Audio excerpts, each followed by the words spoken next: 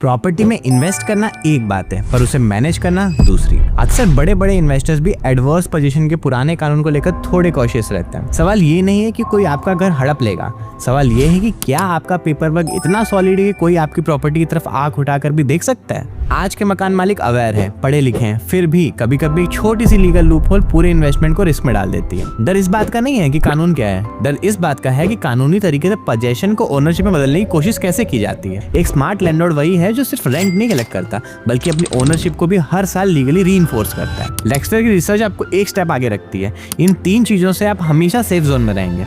पहला, licence versus lease. कई बार rent agreement की जगह लीव एंड लाइसेंस अग्रीमेंट ज्यादा सेफ होता है, क्योंकि किराएदार को कोई इंटरेस्ट इन प्रॉपर्टी नहीं देता, सिर्फ रहने की परमिशन देता है। अटॉर्नमेंट ऑफ टेनेंसी। अगर आपने प्रॉपर्टी बेची या इनहेरिट की है तो नए मालिक और किराएदार के बीच का एक्नॉलेजमेंट जरूरी है। इसे पेपर ट्रेल हमेशा क्लियर रहती है। The 12 year boundary. Adverse position तभी ट्रिगर होता है जब पोजीशन हॉस्टाइल हो। जब तक आप रेंट ले रहे हैं या कम्युनिकेशन रिटर्न में है, कानून की नजर में पोजीशन परमिसिव है, आपकी प्रॉपर्टी आपकी ही रहेगी। घर की बुनियाद सिर्फ ब्रिक्स से नहीं, लीगल डॉक्यूमेंट से बनती है। अवेयरनेस का मतलब डरना नहीं, बल्कि तैयार रहना होता है। सही कानूनी समझ आपको एक बेहतर लैंडलॉर्ड बनाती है और आपके इन्वेस्टमेंट्स को सिक्योर करती है। आप अपनी प्रॉपर्टी को सिक्योर रखने के लिए कौन से लीगल स्टेप्स फॉलो करते हैं, कमेंट में शेयर कीजिए।